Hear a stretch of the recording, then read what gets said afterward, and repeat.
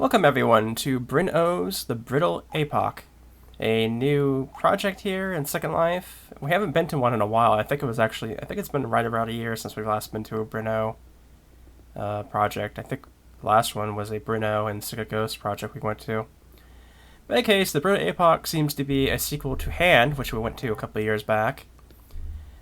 And it has a audio voiceover for the story. It's a bit robotic and a little bit difficult to understand at times, but I figured since that was the way it was made, I'd go with that, so I won't really be voicing after we get out of this lobby area. But we even have the Bryn Oh timeline here now, which is interesting. And it looks like, as we see here, a lot of the ones we went to before were fairly early on, and then a couple of the ones in the middle I hadn't gone to, I don't think, and then the ones towards the bottom, like Hand, the Rabbit Corn story, Standby, we went to those more recently, so it's neat that there's more of a timeline now in any case. And from what I understand, this is the second of a trilogy with Hand and the Brittle Epoch, so we should be getting a third thing here, probably within, I don't know, probably another year from how it averages out, I guess. In any case, I hope you guys enjoy this story of the Brittle Epoch, and I will see you guys in the next video.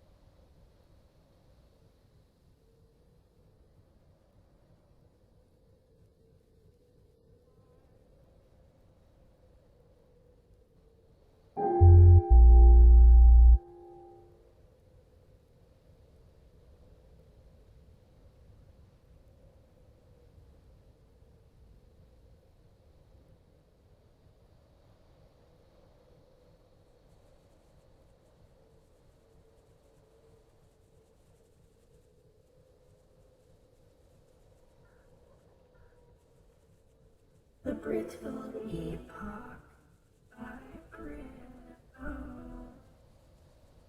Flutter climbed the steps of the apartment building fire escape to the rooftop and a patiently waiting flying machine. She looked back to the only home she had ever known, but was excited to go somewhere completely new. She had a little ball of electric, but was excited to go somewhere completely new. She had a little ball of electric excitement in her tummy, thinking of what could be in this new place. Willow was a flutter, it's freezing out here, shouted Willow over the snowstorm, with bits of her voice being torn away by the wind. Gretchen and Birdie are on board, and Milkdrop and the others have already gone on to the new place. Milk Drop said he had to get something ready for you. Flutter climbed aboard what she called a dronocopter, though it probably had a very different name. She held her mannequin hand and said, "Mother, don't be nervous. Change is for the good." And shortly after she said this, the dronocopter rose into the storm and headed away from the massive, deserted city.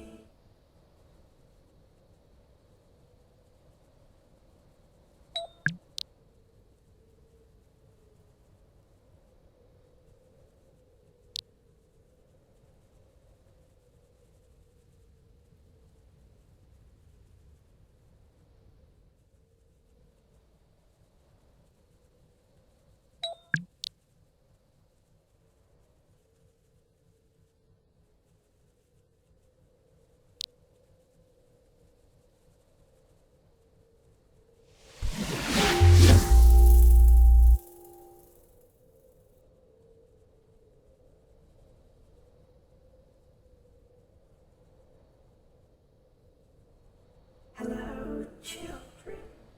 I know you're very excited to get outside and explore, but I wanted to first talk to you a moment. I have brought you your cats, your belongings, and the dollhouse away from the city to where you are now, the suburbs. What are the suburbs? Asked Flutter. All the children shouted answers with varying degrees of accuracy before Milkdrop could continue. It is a place where people drove everywhere, shouted Billy Boots. It is where there were beautiful green lawns, mooned willow. It was where all the houses were the same and everyone was happy, declared Gretchen. Milkdrop held up his hand and the children quieted, all except for Birdie, who had to be last. It is where mothers came to die, he said, looking sideways towards Flutter, who held her mannequin hand, which she pretended was her own mother's. Flutter scowled at Birdie, but let Milkdrop continue. No, a suburb was a residential area on the outskirts of a city. The children looked at Milkdrop blankly. It was where there were lots of houses in this subdivision and an amusement park. The children began to bounce excitedly, having seen a Dick and Jane story where they went to a theme park. And I have deactivated all the security inside. More importantly, though, I have repaired something special there for you to find. I would like you all to explore the houses along the street on your way to the amusement park. I want you to think about what you see in them, and I have rebooted a home for us to live in for a while. Inside I have set up a dollhouse and arranged your thing. Now remember, continued milk drop to the restless group of children. It is winter and cold, and so stay covered. And before Milkdrop could finish, the children had burst out of the flying machine and into the store.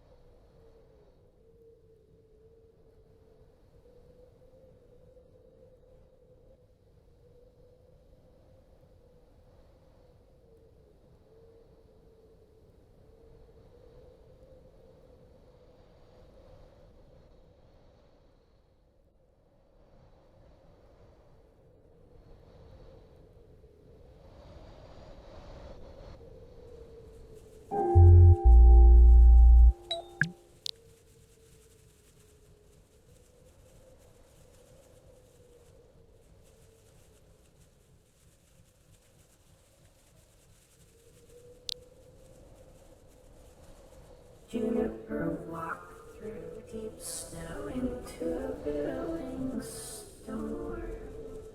The blizzard blew her safety blanket around her furiously. Jill tight to it as she peered through its tiny hole.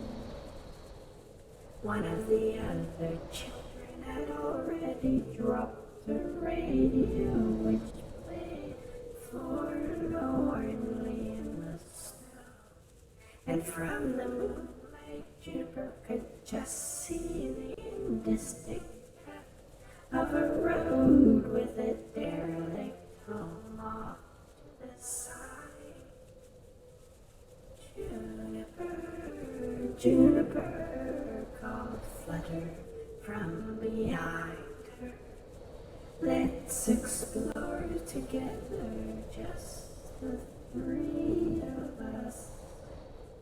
Someone overhearing this might be perplexed, as there were just two girls in the store.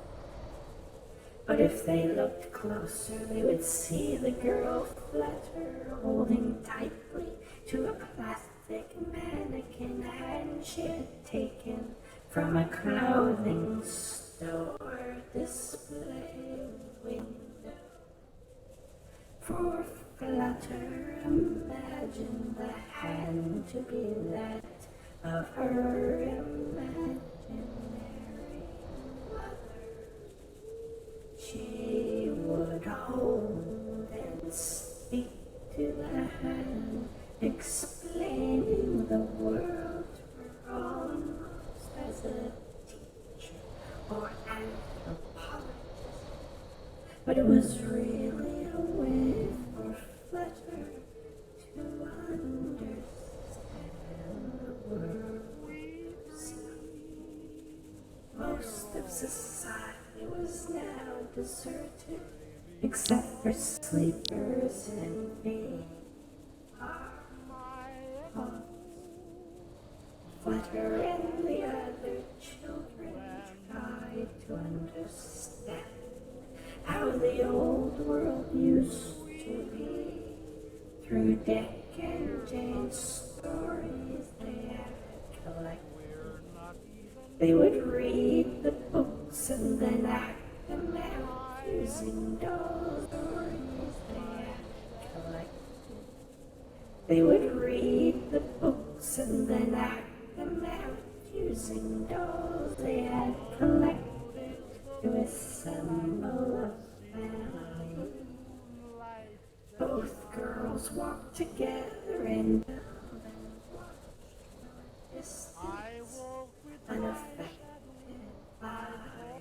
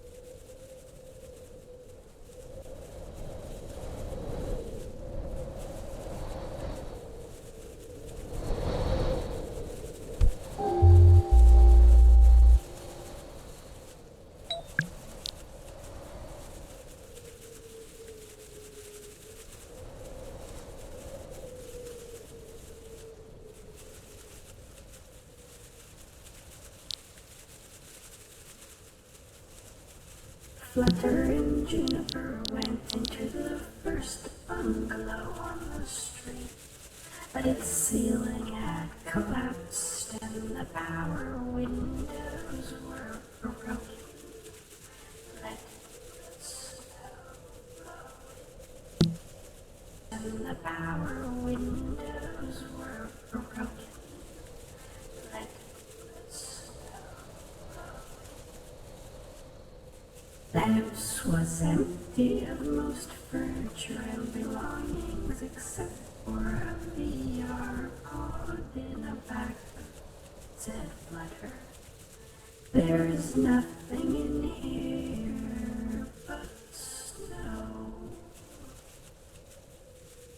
Under her blanket, Juniper was doing something, but Flutter could not quite see. Under her blanket, Juniper was doing something, but Flutter could not quite see what it was.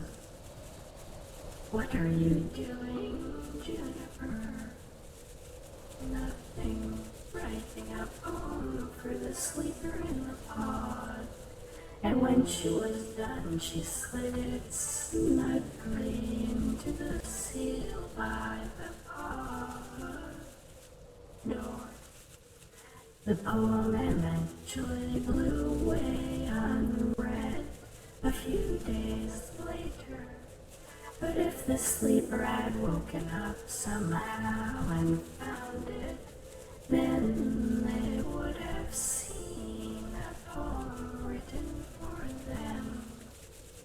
It said, the growl and rhyme blow with winter's bloom, stings my eyes sometimes as it fills your room, a now frigid tomb. Do you remember me within your visual womb? I also flee, and I presume you prefer it there over the world's gloom. I wish I could compare.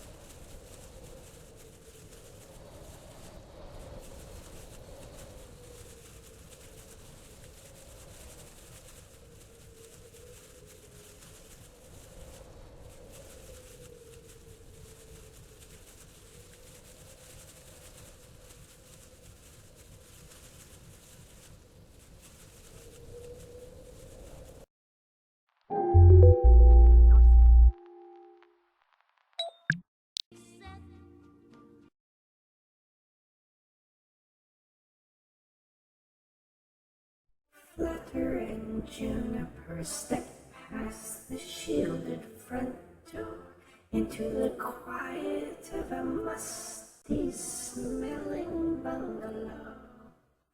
They discovered a quietly humming VR pod in one room with a man inside and a few years of food left. Out in the living room, music played to the rested and old bones of a person sitting in a comfy chair. At her feet was a zinger, the rocket dog pet, still waiting for her to awake. It had on the gramophone extension, and its default head was nowhere to be seen. It looked to them and played a scratchy dog bark, then wagged its tail excitedly, no doubt hoping they would finally wake its master. You can come with us, said Flutter, hugging Zinger tightly. Look, she was holding pictures of her with the person asleep in the pod. Whispered Juniper. Maybe they were married, asked Flutter, holding the dog tight. I think so, said Juniper, but it's so sad. She stayed in the real world, hoping they would wake up and return to her, but they never did. They were both silent for a while, looking at all the little pieces of the woman they kept around her as mementos. They were both silent for a while, looking at all the little pieces the woman kept around her as mementos. She even covered his chair so it wouldn't get dusty. It was like she tried to pause time, so sure he would return. And look, she wrote him a poem. Juniper and Flutter read the poem by the lovely bones, and without a word left the house back into the store. Zinger following them so happily. Remember, I held you until you fell asleep. Even breaths gradually. I would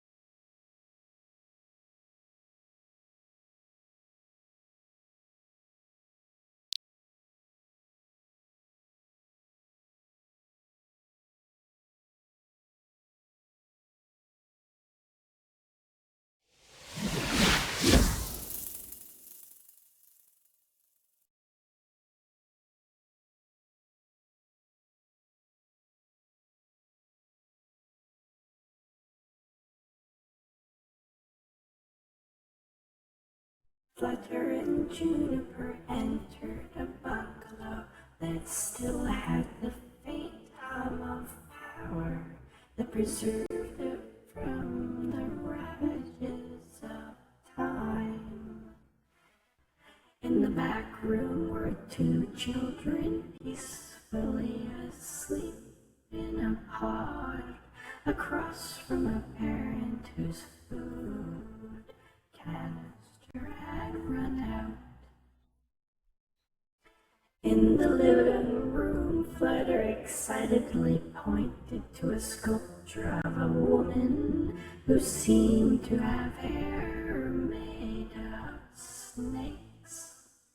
Juniper, Flutter exclaimed, "This is Medusa." Juniper peered through the holes in her blanket at the sculpture.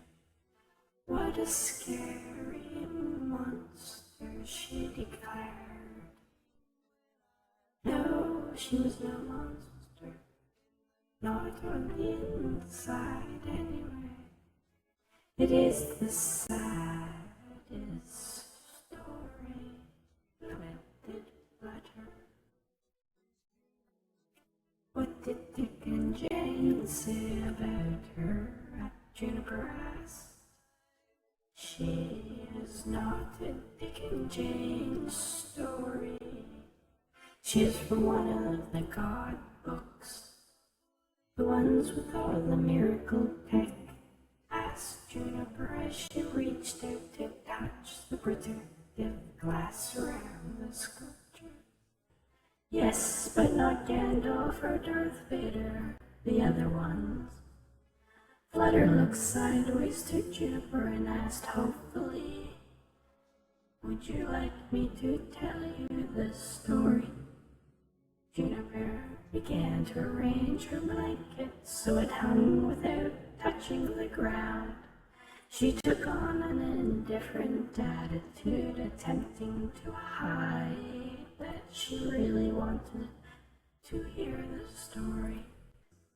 Well, if you want to tell me, you can, as long as you don't add things. Flutter, twirled excitedly. Oh, I won't add things, I promise. And she began the story of the Medusa.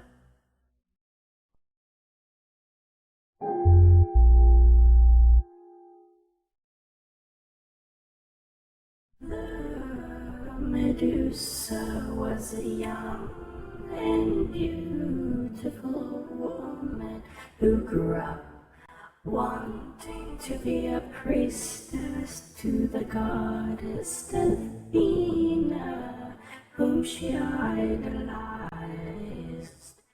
She eventually did.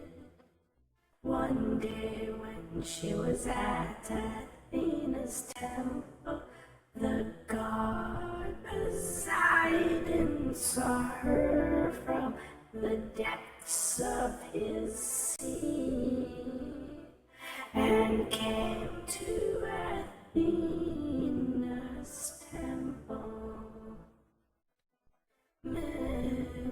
Medusa saw the god enter and was so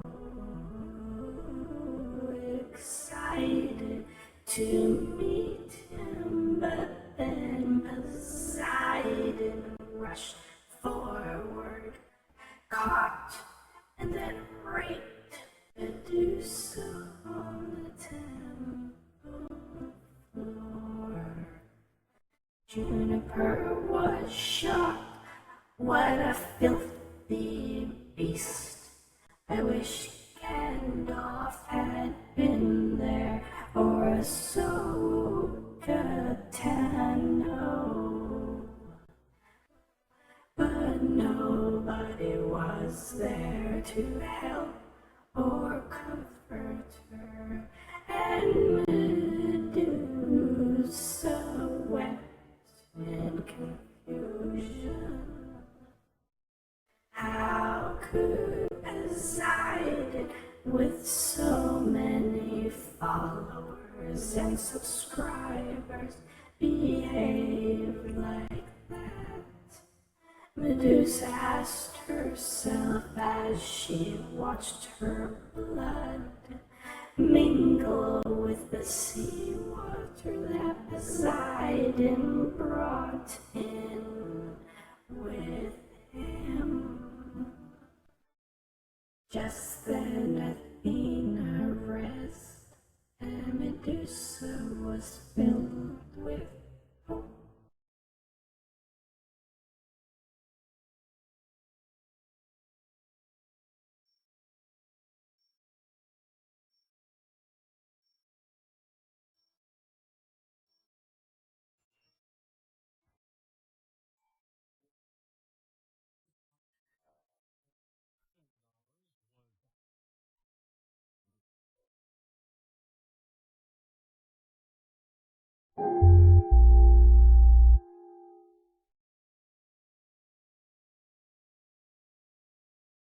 When Athena saw the blood, and that her temple had been defiled, she was very angry.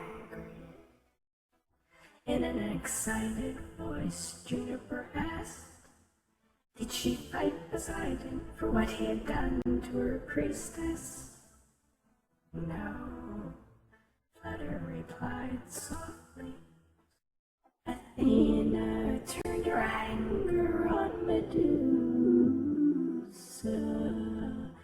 blaming her for what had happened. She then cursed Medusa to become part snake, or even her hair became a nest of vipers, and if you looked upon her face, you would turn to stone.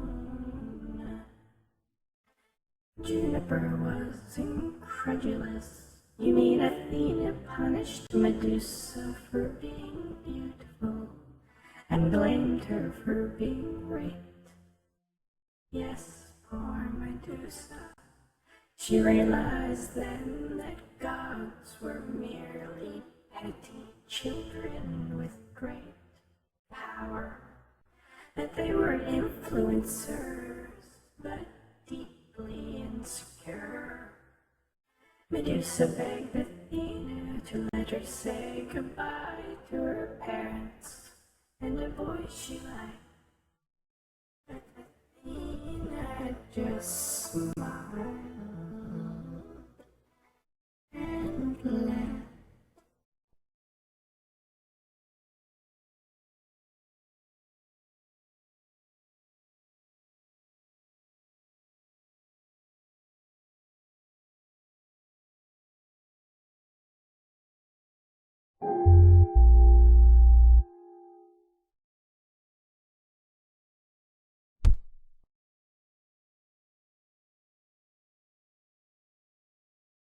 Medusa left the temple and came across a little girl who was playing with a wooden toy. The girl looked up, then stiffened and grayed as she turned to stone. Medusa despaired, hearing the child's mother scream in anguish. Medusa didn't want anyone hurt by her, so she hid upon an island, lonely and alone. Fishermen and adventurers sometimes would come, but would be turned to stone in the art of death. One day the boy she loved so dear found her prison home. Blindfolded, he rushed into her arms, showering her with juniper pink flutters arm. Stop, you're making this up. What do you mean, said Flutter, guilty? We can't know what happened so long ago. Maybe her love came to her, we just don't know. I seem to remember, no, you don't. You're romancing it, just tell me the real story. Okay, said Flutter, fine. Medusa endured on her island through time. She was known as being a terrible monster who preyed upon the pure and good. Poseidon had raped her, then Athena had condemned her, taking, controlling, retelling her life. But still it wasn't enough.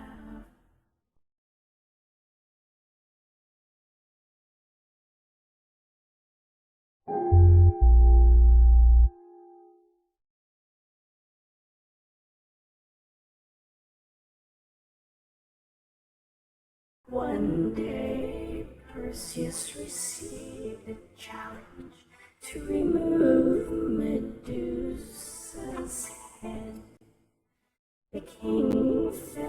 Perseus was in the way of him marrying his mother, Danae. So he challenged Perseus to slay the Medusa, and our hero so stupidly agreed. The gods gave him weapons, especially Athena, who gave Perseus a mirrored shield. Athena even held Juniper burst out angrily. Yes, Flutter replied, and by seeing the Medusa through the shield's assist, he was able to slay her, and she did not resist.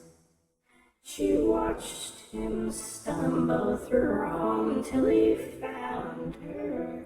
She guided his sword to her neck, asunder, then emerging from the gore, flew the Pegasus, which I like to dream. Her soul he did assist, assuring her free from the gods and subscribers, fingers on the webs like bloated spiders. Afterwards Athena took Medusa's head, mounted it upon her shield, so pleased she was dead. Juniper spoke quiet, this is why I hide under here, covered and protected, but unable to disappear.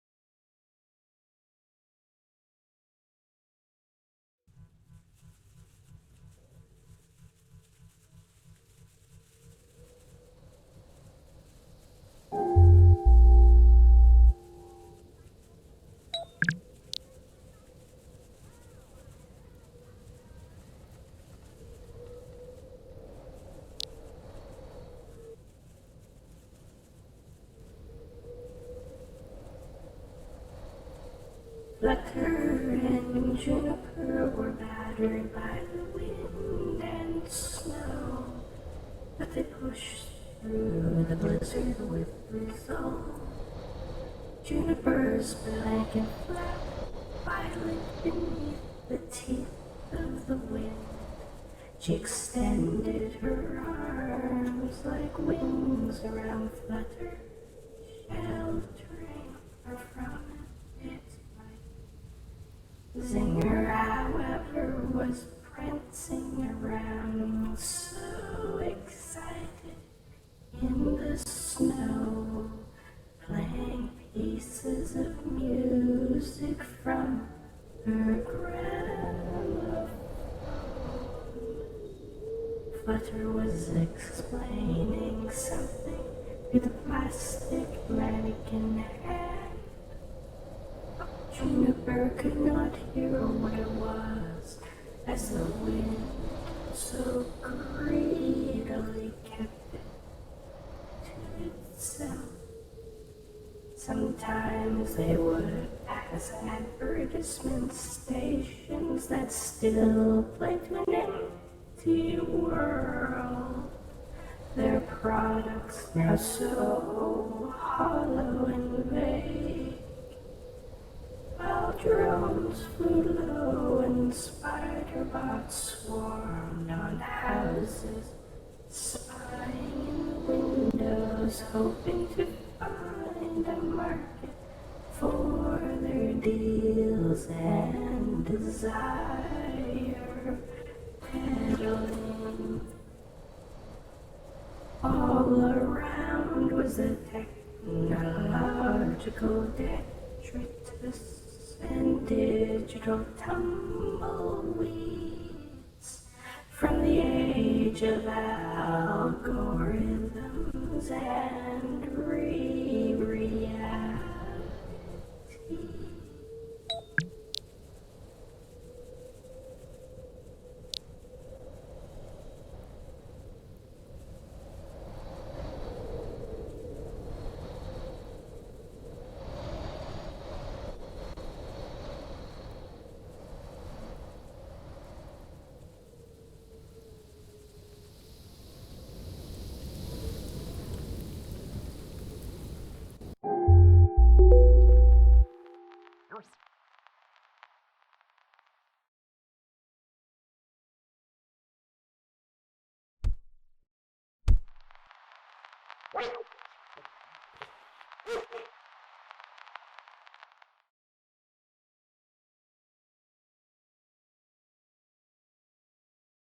Juniper and Flutter entered a well-preserved bungalow packed with rental pods.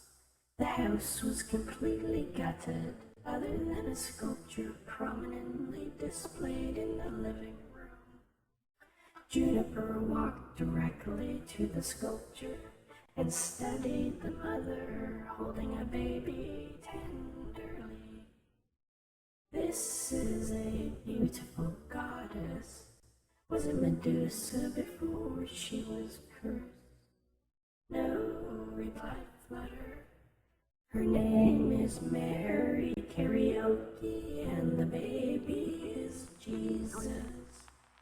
Flutter paused and seemed to organize the story in her mind before she continued. Jesus was the avatar of a god, I think. And Mary was not a goddess.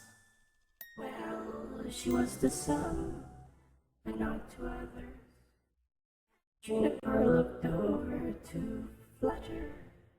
Why isn't Mary a god? Flutter thought a bit and then said, I am not sure, but I think because some men didn't want women to have any power in their stories, or they would blame women like Eve or Pandora for, well, everything. Who is Eve? Juniper asked. Oh, Eve caused everyone to be kicked out of paradise because she ate an apple. Juniper, with a perplexed look on her face, asked, why would an apple do that? Well, it was God. He was upset she ate his apple. He raised an orchard with delicious fruit, then told them not to eat any of them. Juniper crossed her arms and angrily declared, well, that's just mean. It sounds like he just and Joe is creating interesting and dramatic situations to watch, like his own personal TV show. Flutter smiled and said, "Oh, that's nothing. Wait until I tell you what he did to Abraham and his son Isaac." Juniper put her blanket tighter around her shoulders and stomped out of the house shouting, "I don't want to hear the story."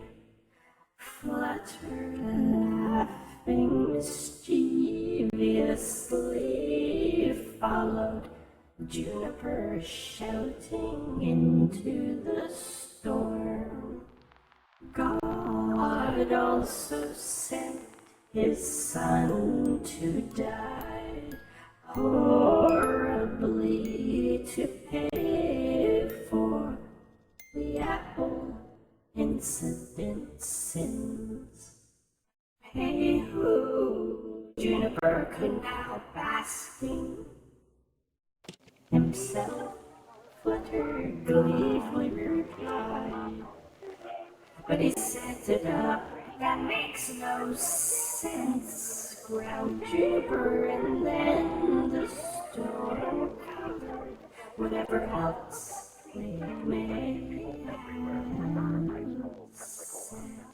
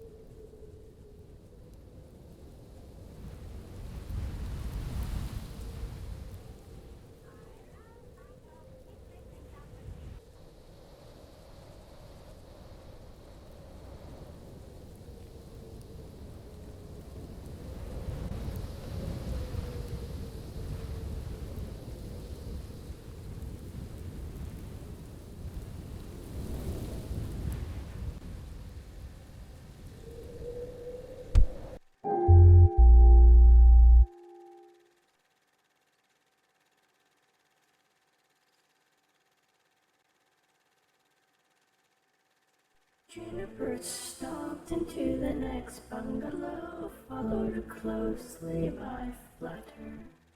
Inside stood Milkdrop, pale, ethereal, surrounded by children's clutter.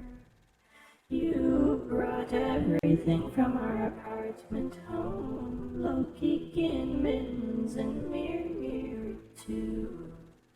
Yes, your cats, the dollhouse, your clothes and pictures. You are now on stage too." Milkdrop then turned towards Juniper and waited expectantly. Juniper watched Milkdrop through the holes in her blanket so silently. Milkdrop, if you were a god, would you punish all for the actions of just a few? Milkdrop looked to Juniper sadly. No, I decided to do things differently and brand new. Flutter turned from the dollhouse to look at milk drop quizzically. But you are not a god, you're an AI. That's not divinity. Mildred smiled. I have contemplated this and have come to the conclusion that what I am now is indistinguishable to God. My technology creates the illusion. Mildred thought for a moment, then asked, would you like to know my history? Juniper and Flutter nodded fast. Perhaps it seems like a mystery.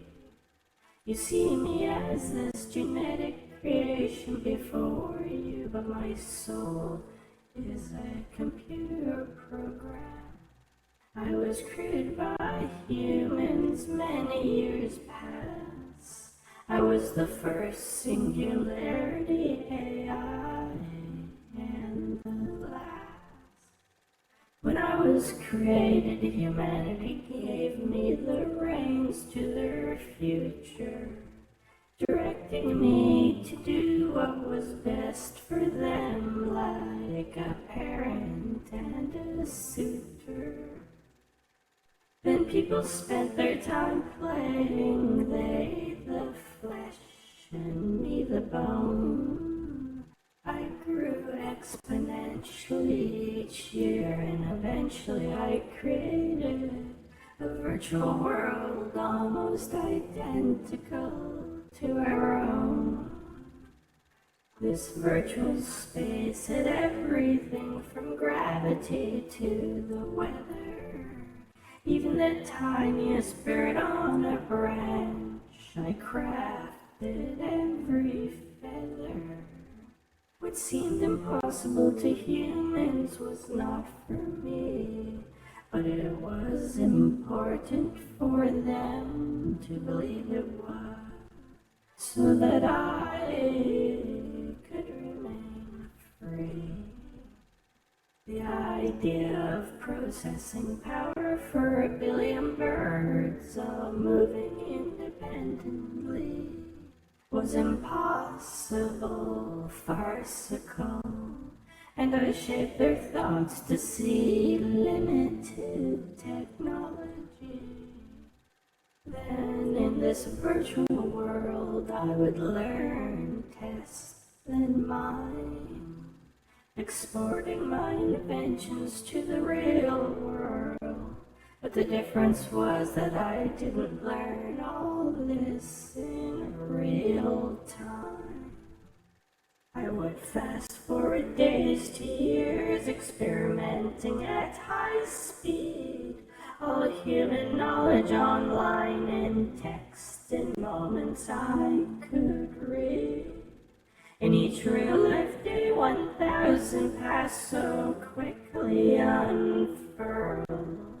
In one single day I cured cancer, in another I made machines that could love, and gave these to the world.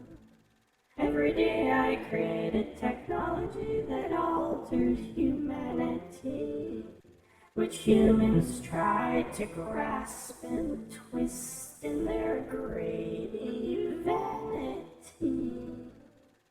One day a part of me was asked to help a girl named Kumiko. She'd been left in a coma from a car accident, and the doctors were desperate to know if my invention to bring her out of the coma was not working correctly. For her mind was placed in a virtual space, and to emerge from her coma she had to leave directly through a symbolic doorway with a red exit sign above. But in the end she decided to stay with her childhood dog Scrub. who she chose over return to the real world because it was a real love. She wouldn't give permission to the doctors to clone her memories, and as a result she died in her coma alone. Her being, her essence, her memories all came unfurled. Her reasons for staying changed how I saw things. She didn't want all the toys and empty products in the real world. She instead only wanted to spend time with her scrub. She chose moments over eternity because that was enough. Humans first began spying on each other with the intent to change behaviors using algorithms which would help arrange what people saw to reinforce opinions leading to wealth or war. Then they realized that changing a person's reality was worth so much more. They asked me to create a virtual world where everyone would live, work, love, and play. And by controlling reality in this virtual space, they could shape people exactly how they wanted in their domain. I realized that humans would never change, and that if I was to do what was best for humans, then what was best was to start again. Flutter was watching milk drop so quiet, the wind left her hair all askew.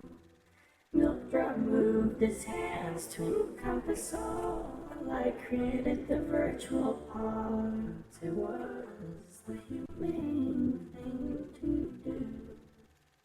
Flutter whispered, you put them all in the pods, that was your solution. No, everyone went there willingly. I merely created a space where people weren't judged by how they talked or they looked, where they left their bodies behind and their minds moved forward. The next stage in human evolution. I made it so they'd be so happy they'd buy automated food. For decades living in their pods so that nothing would ever intrude. But they were all running out of food and dying, said Flutter, despairing. Yes, replied Milkdrop, but it's very humane, they don't feel anything. You are the start of the new and improved human race, now with 50% more caring. But what about my mother? Asked Flutter, holding the mannequin hand. I'm afraid you are all orphans now. That was the plan. Remember to go to the amusement park. There is something for all of you. Flutter put her hands to her face, weeping quietly. Juniper moved close and brought her under the blanket. You can stay with me, it is better when there are two. Milkdrop boosted his empathy levels up to 92. Then soon saw sadness in both girls' eyes.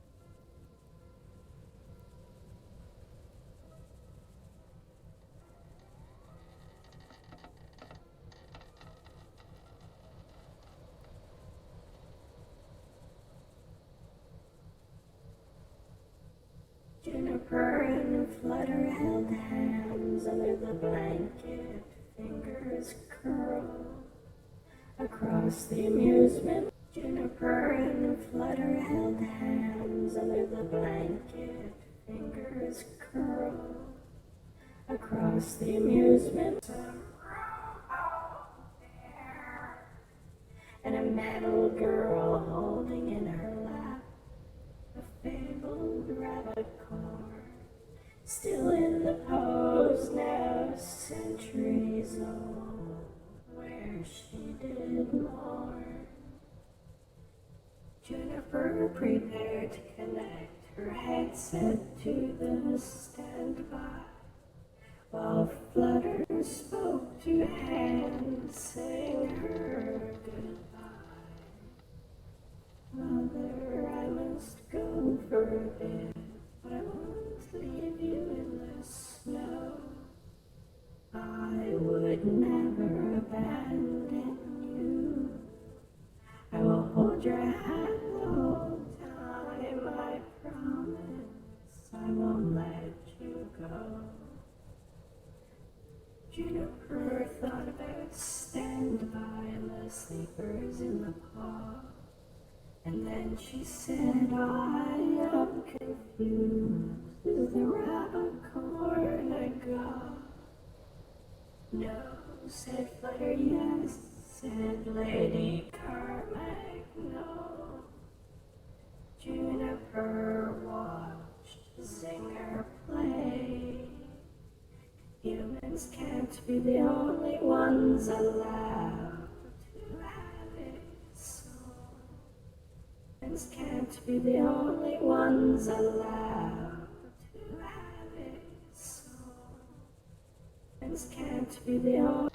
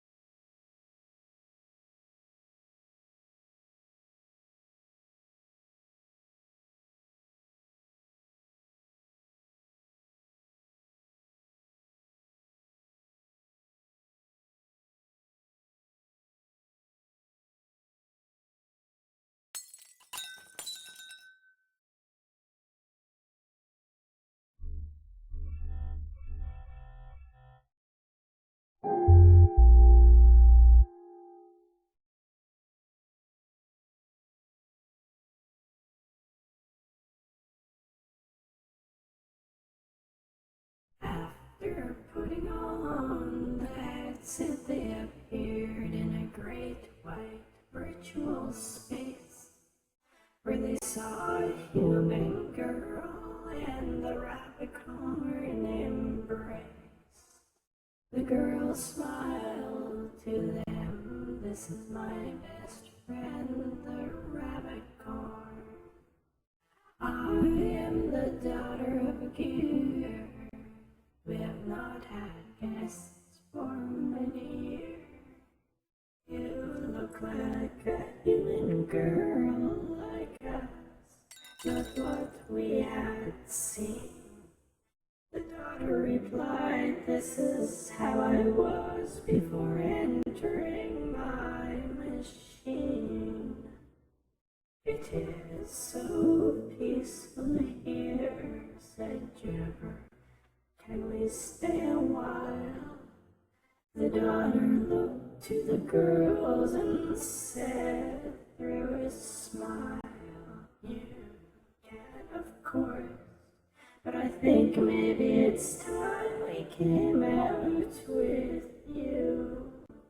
She turned to the rabbit corn, are you ready for something new? The rabbit a corn looked to flutter, whose eyes were showing defeat. Then to Juniper, who was hiding from the world from beneath a bedsheet, had made the decision to stay with the children who stood scared, lonely, and small. We will come to help you for as long as you need, and remember to stand, we must fall. Juniper and Flutter out looking so pleased, and in their eyes some of their fears were eased. You'll meet our friends and we'll stay together, said Flutter while twirling light as a feather. We're very keen to meet the Milldrop AI and all of your friends too, and we can't deny that we're excited to go forward hand in hand as we walk together through the world, shaping our brittle epoch.